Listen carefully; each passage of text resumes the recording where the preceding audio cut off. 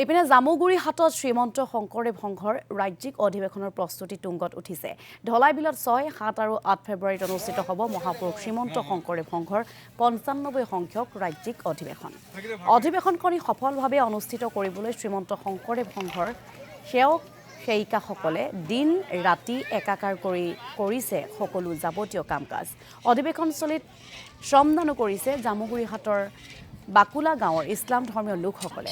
শ্ৰমদানৰ মাজতে মোৰ মনত ভেদভাৱ নাই ঐ আল্লাহ শীৰ্ষক জিকিৰ পৰিৱেশন কৰি শ্ৰীমন্ত শংকৰদেৱ সংঘৰ অধিৱেশনস্থলীত সমন্বয়ৰ বাৰ্তা দিছে ইছলাম ধৰ্মাৱলম্বী লোকসকলে। আজি ভোগালী বিহুৰ দিনটোত মই সকলোকে ভোগালী বিহুৰ শুভেচ্ছা জ্ঞাপন কৰিছোঁ, ওলগ যাচিছোঁ। আৰু এই দিনটোত জ্যোতিবিষ্ণু সমন্বয় ক্ষেত্ৰত শ্ৰীমন্ত শংকৰদেৱ সংঘৰ 95 সংখ্যক অধিৱেশনৰ এই সেৱাস্থলীত খিলঞ্জীয়া ইছলাম ধৰ্মৰ মানুহখিনিয়ে যিমান আন্তৰিকতাৰে ইয়াত সহযোগিতা কৰিছে, কাম কৰিছে, এই পবিত্ৰ দিনটোত আমাৰ আচলতে সকলোৰে মন প্ৰাণ আমাক আনন্দিত কৰিছে।